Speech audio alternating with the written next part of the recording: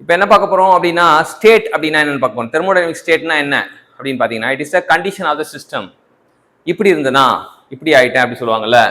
அப்போ இது position 1 expand ஆச்சுன்னா பொசிஷன் 1 பொசிஷன் 2 வரும். இதை தான் நம்ம ஸ்டேட்னு சொல்லுவோம். ஸோ அதை வந்து எப்படி டிஃபைன் பண்ணுவாங்கன்னா ஒரு கிராஃபில் எனி 2 தெர்மோடைனமிக் வேரியபிள். இப்போ பிவி டயக்ராம் இது.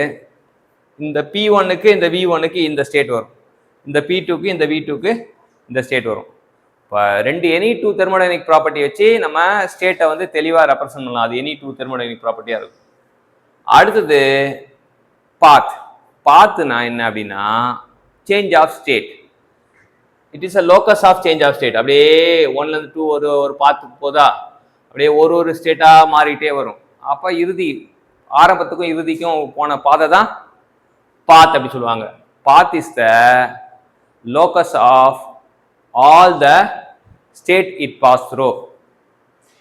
அப்போ இது பாத் 1னா இந்த பக்கம் பாத் 2 இப்படி வருது. இப்படி இந்த பாதை வந்தா வேற, இந்த பாதை வேற. ஸோ வெவ்வேறு பாதை இருக்கு இல்லையா. Path is the locus of all the state points அப்படி சொல்லுவாங்க. ஸோ ஸ்டேட்னா condition of the system which can be described by any 2 thermodynamic property. பாத்னா locus of the all state point function it pass through. எந்த பாதை வழியா போறோம்னா அந்த பாதை தான் பாத். ஸோ இதுல என்னன்னா ஸோ ஸ்டேட் வந்து நம்ம கண்டிஷன் ஆஃப் சிஸ்டம் வந்து சொல்லலாம். இது வந்து பாத் வந்து போற பாதையை சொல்லலாம். Thank you champions.